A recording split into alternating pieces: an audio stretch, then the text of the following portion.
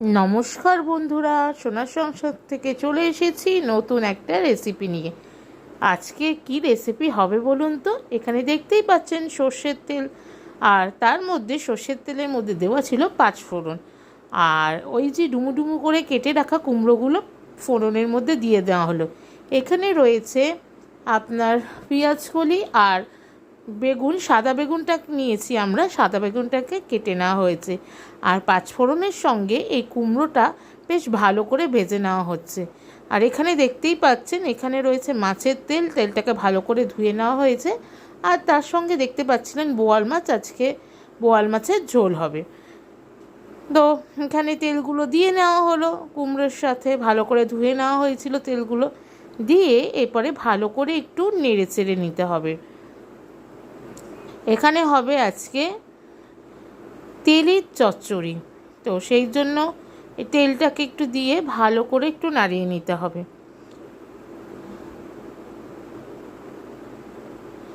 গ্যাসটা আমরা হাই ফ্লেমে রেখেই তেল আর কুমড়োটাকে একটু ভালো করে একটু ভেজে ভেজে নেব, দেখতেই পাচ্ছেন আপনারা। আর এখানে কেটে নেওয়া হচ্ছে পেঁয়াজ কুলি, তেল চচ্চড়িতে কিন্তু আমরা পেঁয়াজ কুলিও দেব। পেঁয়াজ কুলিকে কেটে নেওয়া হচ্ছে। আর এরপরে তেলটা আর কুমড়োটা বেশ ভালো করে ভাজা ভাজা হয়ে এসেছে। আমরা কিন্তু এর মধ্যে এবার আস্তে আস্তে কেটে রাখা যে পেঁয়াজকলি আর বেগুন সেটা কিন্তু দেব। এই আর একটু তার আগে দিয়ে দিলাম সামান্য পরিমাণের লবণ।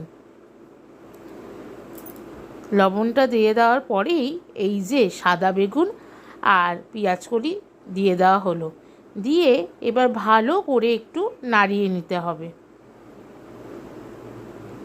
পেঁয়াজকলি, বেগুন, কুমড়ো মাছের তেলের সাথে ভালো করে একটু নাড়িয়ে নেওয়া হলো।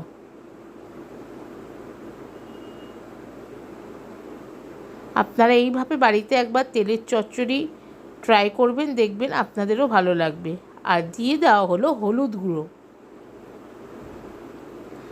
আদা গুঁড়ো আর জিরে গুঁড়ো।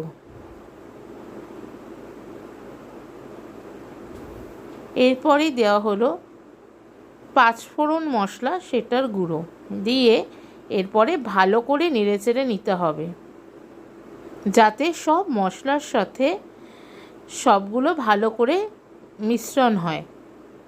প্রত্যেকটা সবজির মধ্যে যাতে মশলাগুলো ভালো করে যায়, তবেই তো খাবারের টেস্ট বাড়বে।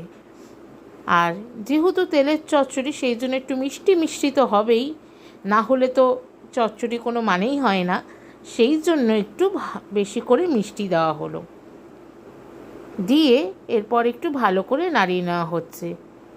আমরা এখানে কাঁচা লঙ্কা প্রায় 7 থেকে 8টা দিয়েছি, আপনারা আপনাদের পরিমাণ মতন ঝালটা দেবেন। আর আজকের ভিডিওটা ভালো লেগে থাকলে অবশ্যই লাইক কমেন্ট করতে ভুলবেন না। আপনাদের ভালোবাসা কিন্তু সোনার সংসারে খুবই প্রয়োজন। আর বাড়িতে এইভাবে একবার ট্রাই করবেন। সোনার সংসারকে সবাই একটু সাপোর্ট করুন। এরকম সুন্দর সুন্দর রান্নার রেসিপি আমি আপনাদের কাছে যেন তুলে ধরতে পারি। আর এই যে একটু ঢাকা চাপা দেওয়া হয়েছিল, তারপরে আবার সরিয়ে একটু দেখতে হবে যে কতটা সেদ্ধ হয়েছে। তো এখনও আরও একটু সেদ্ধ হওয়া বাকি, প্রায় অনেকটাই মজে এসেছে, আর কিছুক্ষণ হবে।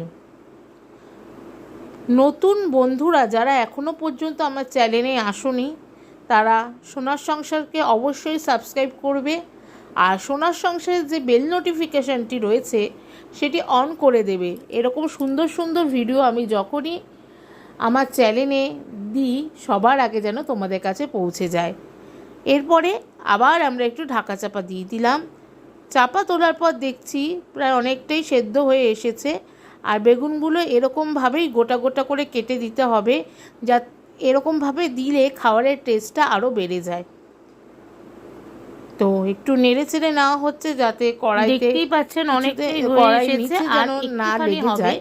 আমাদের আজকে তেলের চচ্চড়ি আর আপনারা একটুখানি অবশ্যই হবে, এইভাবে প্রায় একবার হয়েই ট্রাই এসেছে। করবেন। দেখ, একটা এত সুন্দর গন্ধ ছাড়ছে, আর দেখুন কালারটাও কিন্তু চেঞ্জ হয়ে গেছে, দারুণ একটা গন্ধ ছাড়ছে, জিভ দিয়ে পুরো জল চলে আসছে।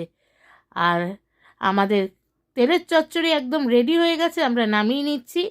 গরম গরম ভাতে আমরা আজকে দুপুরে খাবো। অবশ্যই কিন্তু ট্রাই করতে ভুলবেন না। আর সোনার সংসারকে সাপোর্ট করুন, ভালোবাসা দেবেন, আপনাদের ভালোবাসা খুবই দরকার সোনার সংসারে। সবাই ভালো থাকবেন, সুস্থ থাকবেন, আর অবশ্যই চোখ রাখবেন সোনার সংসারে সুন্দর সুন্দর রেসিপি পেতে হলে।